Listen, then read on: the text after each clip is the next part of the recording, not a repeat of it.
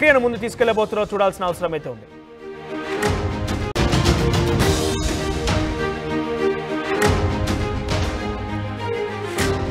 ఇక తెలంగాణకు సంబంధించిన అప్డేట్ చూస్తున్నాం మనం. రైతులకి గుడ్ న్యూస్ చెప్పబోతోంది తెలంగాణ రాష్ట్ర ప్రభుత్వం.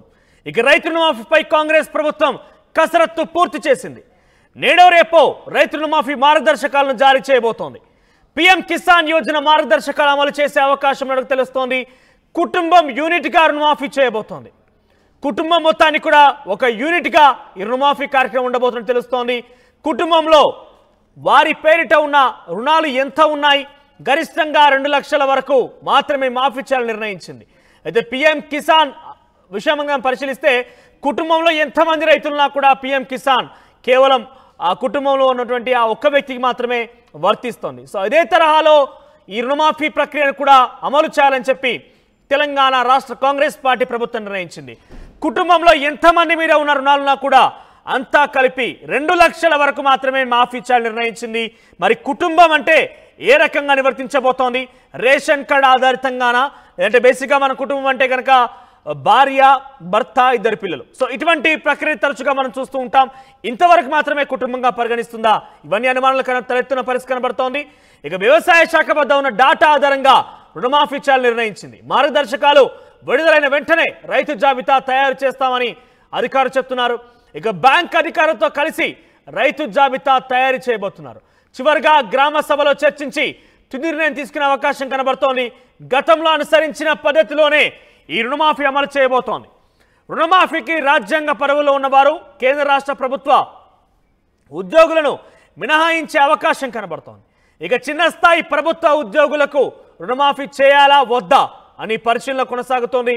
పంటల కోసం బంగారం తాకట్టు పెట్టుకున్న ఈ రుణాలు కూడా సైతం మాఫీ చేసేందుకు రాష్ట్ర ప్రభుత్వం నిర్ణయం తీసుకోబోతుందా అనే ప్రశ్న ఉత్పన్నమవుతోంది. పెద్ద ఎత్తున రుణమాఫీకి సంబంధించినటువంటి అంశం తేలెత్తుతోంది. ఎక్కడ చూసినా కూడా రుణమాఫీ ఎప్పుడు చేస్తారు అనే ఉత్కంఠ రైతుల్లో కొనసాగుతోంది. అయితే రుణమాఫీ ఆగస్టు 15లోగా అనేది రాష్ట్ర ప్రభుత్వం ఒక నిర్ణీత గడువుగా పెట్టుకుంది. కానీ ఏ రకంగా అమలు చేస్తోంది, ఎవరెవరికి వర్తిస్తోంది, ఈ కుటుంబంలో కనుక కుటుంబాలకు సంబంధించి ఒక అంశం తెర మీదకి వస్తోంది. లేదంటే బంగారంకు సంబంధించి కొన్ని అనుమానాలు కూడా ఉన్నాయి. బంగారం తాకట్టు పెట్టుకుని రుణాలు తీసుకున్న వాళ్ళు కూడా ఉన్నారు. వీరందరికీ ఏ రకంగా వాళ్ళని సంతృప్తి పరిచే విధంగా రుణమాఫీ పరక ఉండబోతుందో పెద్ద ఎత్తున ఉత్కంఠ రేపుతున్న పరిస్థితి. మనతో పాటు జాయిన్ అవుతున్నారు మధు మా ప్రతినిధి. మధు, రుణమాఫీకి సంబంధించి ఏంటి రోజుకో ట్విస్ట్ బయటకు వస్తుంది, రోజుకో అంశం ప్రభుత్వం విధానాలకు మనకు చూస్తూ ఉన్నాం. సో రుణాలకు సంబంధించి బంగారం తాకట్టు పెట్టిన వారికి రుణాలు మాఫీ చేయబోతోందా? కుటుంబం అంటే కుటుంబాన్ని ఏ రకంగా నివర్తించబోతున్నారు? రేషన్ కార్డు ఆధారితంగానా, లేదంటే కుటుంబం అంటే ఏ రకంగా వాళ్ళు ఒక డిఫైన్ చేయబోతున్నారు?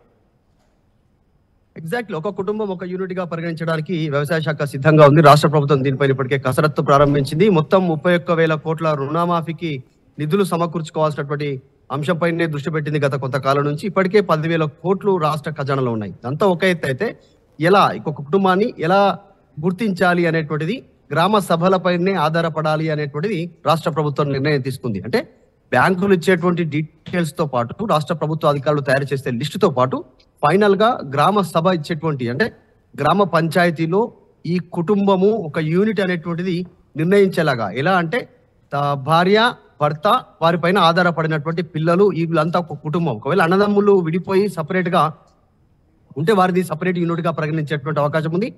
ఎన్ని బ్యాంక్ అకౌంట్లు ఉన్నా ఎంత మేర వీళ్ళు రుణాలు తీసుకున్న బ్యాంకుల నుంచి వారికి రుణమాఫీ మాత్రం గరిష్టంగా 2 లక్షల రూపాయలు మాత్రమే రుణమాఫీ చెల్లించేలా రాష్ట్ర ప్రభుత్వం నిర్ణయం తీసుకోవడం జరిగింది. సో భార్య గాని, భర్త గాని, పిల్లలు గాని సపరేట్ గా వివిధ బ్యాంకుల్లో బ్యాంక్ ఖాతాల ద్వారా పాస్బుక్లు పెట్టి రుణం తీసుకున్నప్పటికీ కూడా డిఫరెంట్ సంబంధించినటువంటి పాస్బుక్లు, తండ్రి, భార్య, కొడుకుల పేరిట సపరేట్ గా పాస్బుక్లు ఉండి వీళ్ళంతా కూడా రుణాలు తీసుకున్నప్పటికీ కూడా ఈ కుటుంబాన్ని అంతా ఒకటే యూనిట్ గా పరిగణిస్తారు. కాబట్టి అంటే వీళ్ళు దాదాపు 8 లక్షలు కనుక రుణాలు తీసుకుంటే బ్యాంకుల నుంచి ఆ కుటుంబానికి వర్తించేది మాత్రం 2 లక్షల రుణమాఫీ. దీని నిబంధనల కింద తీసుకుంటున్నారు. అది బ్యాంకులు ఇచ్చే సమాచారం, గ్రామ సభలు ఇచ్చే అటువంటి సమాచారం, తర్వాత ఆధార్ కార్డులు, తర్వాత రేషన్ కార్డు. ఒకవేళ కొన్ని కుటుంబాలకు రేషన్ కార్డు లేవు, పరిమితి ఉన్నటువంటి వారి రేషన్ కార్డు పరిగణలోకి తీసుకోకుండా ఆధారు, బ్యాంకు సంబంధించిన డీటెయిల్స్ గ్రామ సభ ఇచ్చేటువంటి డీటెయిల్స్, అంటే గ్రామ పంచాయతీ డీటెయిల్స్ ఇస్తారు, వీళ్ళంతా ఒకటే కుటుంబం అని. సో వారికి 2 లక్షల రుణమాఫీ ఇవ్వడానికి రాష్ట్ర ప్రభుత్వం నిర్ణయం తీసుకోవడం జరిగింది. 2-3 రోజుల్లోనే దీనికి సంబంధించి విధి విధానాల్లో ఖరారు కొన్నాయి. అసలు ఎవరిని దీనిలో నుంచి మినహాయించాలి రుణమాఫీ నుంచి అనేటువంటిది కూడా పెద్ద ఎత్తున చర్చ కొనసాగుతా ఉంది. ఇప్పటికే డిప్యూటీ సీఎం బట్టి విక్రమార్క ఖమ్మంలో జరిగినటువంటి సమావేశంలో చాలా క్లారిటీ ఇచ్చే ప్రయత్నం చేశారు. ఐటీ రిటర్న్స్ ఎవరైతే ఫైల్ చేస్తా ఉన్నారో వారందరికీ రుణమాఫీ వర్తించదు అనేది ప్రచారం జరుగుతూ ఉందో ఆ ప్రచారాన్ని ఖండించారు. అంటే కొద్దిమంది పిల్లల భవిష్యత్తు కోసమో, ఎడ్యుకేషన్ లోన్ తీసుకోవడం కోసమో, ఇంటి లోన్ కోసమో, ఇంకా ఇతరత్ర అవసరాల కోసమో ఐటీ ఫైల్ చేస్తా ఉన్నారు. చిన్న చిన్న సంబంధించినటువంటి ఉద్యోగులు, చిన్న చిన్న వ్యాపారవేత్తలు, చిన్న వ్యవసాయదారులు. సో ఇలా సమాజంలో ఇలా కొనసాగుతుంది కాబట్టి అలా ఐటీ రిటర్న్ ఫైల్ చేస్తున్నటువంటి వ్యవసాయదారుల్ని, వ్యవసాయ కుటుంబాలని, చిన్న కుటుంబాలు ఏవైతే ఉన్నాయో వారికి కూడా రుణమాఫీ వర్తింపజేస్తామని చెప్పారు.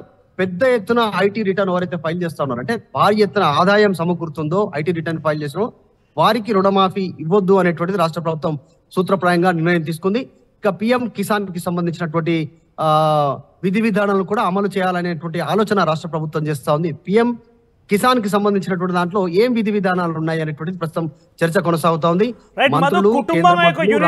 కుటుంబమే ఒక యూనిట్ గా రుణమాఫీ చేస్తామని చాలా క్లియర్ గా మనకు ఇండికేషన్స్ అందుతున్న నేపథ్యంలో ఈ కుటుంబం అనే విషయాన్ని ఎట్లా డిఫైన్ చేయబోతున్నారు? అంటే రేషన్ కార్డు ఆధారితంగానే ఉండబోతుందా, లేదంటే కేవలం కాన్ఫైన్డ్ గా గ్రామ పంచాయతీ పరిధిలో గ్రామ సభలు నిర్వహించిన తర్వాతనే ఓ కుటుంబం ఆధారితంగా చూడబోతుందా? అసలు ఎట్లా డిఫైన్ చేస్తారు వాళ్ళు?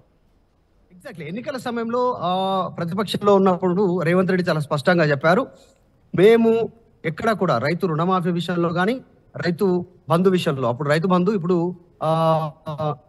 ఈ ప్రభుత్వం ఇంకా కొనసాగిస్తాం, ఈ విషయాల్లో ఆర్థిక సాయం అందించేటువంటి విషయాల్లో గ్రామ సభల ద్వారానే వారిని నిర్ణయిస్తాము, వారు అర్హత కలిగినటువంటి వారా కాదా అనేటువంటిది గతంలోనే ప్రతిపక్షంలో ఉన్నప్పుడు చెప్పారు. సో అధికారంలోకి వచ్చిన తర్వాత కూడా చాలా క్లారిటీగా తీసుకుంటున్నారు.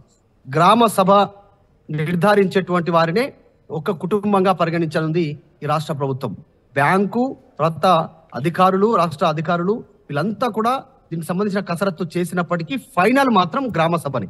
అవి రేషన్ కార్డు తీసుకుంటారు, ఆధార్ కార్డు ద్వారా డీటెయిల్ తీసుకుంటారు, కానీ గ్రామంలో ఉన్నటువంటి పంచాయతీ రికార్డుల ప్రకారం వీరంతా ఒక కుటుంబం, ఒక యూనిట్. అంటే భార్య, భర్త, వారిపైన ఆధారపడేటట్టు, అంటే పిల్లలు. ఒకవేళ అన్నదమ్ములకు సపరేట్ గా పెళ్ళై సపరేట్ గా వెళ్ళిపోతే మాత్రం వారిని సపరేట్ యూనిట్ గా పరిగణించేటువంటి అవకాశం ఉంది. వారిని మాత్రమే ఒక కుటుంబం, ఒక యూనిట్ గా రాష్ట్ర ప్రభుత్వం పరిగణలోకి తీసుకుంది. ఇక పిఎం కిసాన్ కి సంబంధించినటువంటి విషయంపై కూడా దృష్టి పెడతా ఉన్నారు కాబట్టి ఆ నిబంధనలను అమలు చేస్తే రాష్ట్ర ప్రభుత్వంలో ఏ రకంగా నియమ నిబంధనలు అమలు చేయాలనేటువంటిది కేంద్ర మంత్రులు, రాష్ట్ర మంత్రులు, ఎమ్మెల్యేలు, ఎమ్మెల్సీలు, జడ్పీటీసీలు, తర్వాత మేయర్లు, ఆ తర్వాత రాజ్యాంగబద్ధ పదవిలో ఉన్నటువంటి వారు, ఇప్పుడు బీసీ కమిషన్ కావచ్చు, ఇట్లాంటి కమిషన్ పదవిలో ఉన్నటువంటి వాళ్ళు కావచ్చు, ఎక్కువ స్థాయిలో రిటర్న్ ఫైల్ చేస్తున్నటువంటి వాళ్ళు, ప్రభుత్వ ఉద్యోగులు, రాష్ట్ర కేంద్ర ప్రభుత్వ ఉద్యోగులు దానికి పరిగణలోకి రారు.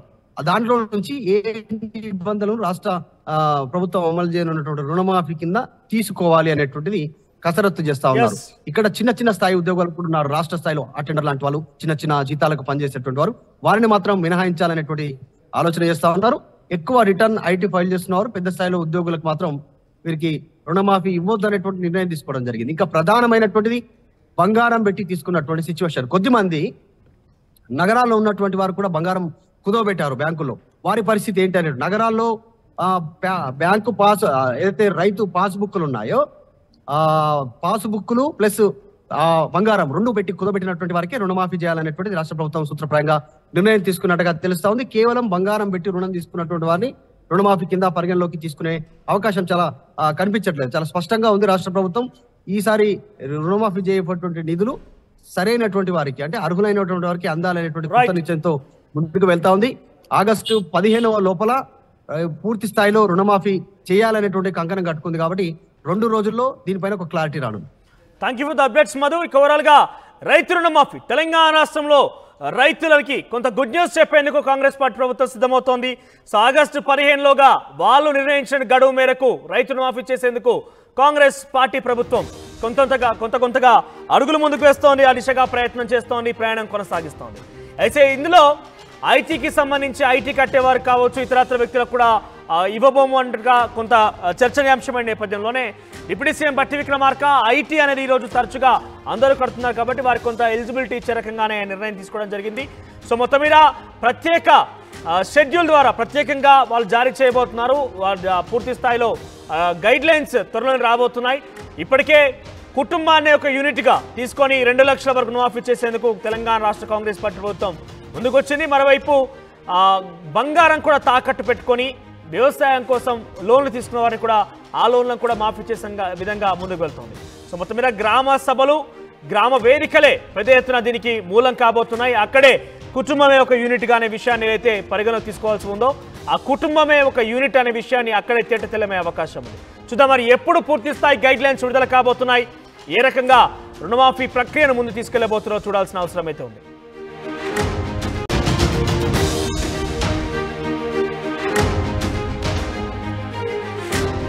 ఇక తెలంగాణకు సంబంధించిన అప్డేట్ చూస్తున్నాం మనం. రైతులకి గుడ్ న్యూస్ చెప్పబోతోంది తెలంగాణ రాష్ట్ర ప్రభుత్వం.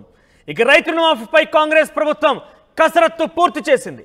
నేడో రేపో రైతు రుణమాఫీ మార్గదర్శకాలను జారీ చేయబోతోంది. పీఎం కిసాన్ యోజన మార్గదర్శకాలు అమలు చేసే అవకాశం మనకు తెలుస్తోంది. కుటుంబం యూనిట్గా రుణమాఫీ చేయబోతోంది. కుటుంబం మొత్తాన్ని కూడా ఒక యూనిట్గా ఈ రుణమాఫీ కార్యక్రమం ఉండబోతుందని తెలుస్తోంది. కుటుంబంలో వారి పేరిట ఉన్న రుణాలు ఎంత ఉన్నాయి, గరిష్టంగా 2 లక్షల వరకు మాత్రమే మాఫీ చేయాలని నిర్ణయించింది. అయితే పీఎం కిసాన్ విషయంగా పరిశీలిస్తే కుటుంబంలో ఎంతమంది రైతులున్నా కూడా పీఎం కిసాన్ కేవలం ఆ కుటుంబంలో ఉన్నటువంటి ఆ ఒక్క వ్యక్తికి మాత్రమే వర్తిస్తోంది. సో ఇదే తరహాలో ఈ రుణమాఫీ ప్రక్రియను కూడా అమలు చేయాలని చెప్పి తెలంగాణ రాష్ట్ర కాంగ్రెస్ పార్టీ ప్రభుత్వం నిర్ణయించింది. కుటుంబంలో ఎంతమంది మీద ఉన్న రుణాలున్నా కూడా అంతా కలిపి 2 లక్షల వరకు మాత్రమే మాఫీ చేయాలని నిర్ణయించింది. మరి కుటుంబం అంటే ఏ రకంగా నివర్తించబోతోంది? రేషన్ కార్డ్ ఆధారితంగానా, లేదంటే బేసిక్గా మన కుటుంబం అంటే కనుక భార్య, భర్త, 2 పిల్లలు. సో ఇటువంటి ప్రక్రియ తరచుగా మనం చూస్తూ ఉంటాం. ఇంతవరకు మాత్రమే కుటుంబంగా పరిగణిస్తుందా? ఇవన్నీ అనుమానాలు తలెత్తున పరిస్థితి కనబడుతోంది. ఇక వ్యవసాయ శాఖ వద్ద ఉన్న డాటా ఆధారంగా రుణమాఫీ చేయాలని నిర్ణయించింది. మార్గదర్శకాలు విడుదలైన వెంటనే రైతు జాబితా తయారు చేస్తామని అధికారులు చెప్తున్నారు. ఇక బ్యాంక్ అధికారులతో కలిసి రైతు జాబితా తయారు చేయబోతున్నారు. చివరిగా గ్రామ సభలో చర్చించి తుది నిర్ణయం తీసుకునే అవకాశం కనబడుతోంది. గతంలో అనుసరించిన పద్ధతిలోనే ఈ రుణమాఫీ అమలు చేయబోతోంది. రుణమాఫీకి రాజ్యాంగ పదవుల్లో ఉన్నవారు, కేంద్ర రాష్ట్ర ప్రభుత్వ ఉద్యోగులను మినహాయించే అవకాశం కనబడుతోంది. ఇక చిన్న స్థాయి ప్రభుత్వ ఉద్యోగులకు రుణమాఫీ చేయాలా వద్దా అని పరిశీలన కొనసాగుతోంది. పంటల కోసం బంగారం తాకట్టు పెట్టుకున్న ఈ రుణాలు కూడా సైతం మాఫీ చేసేందుకు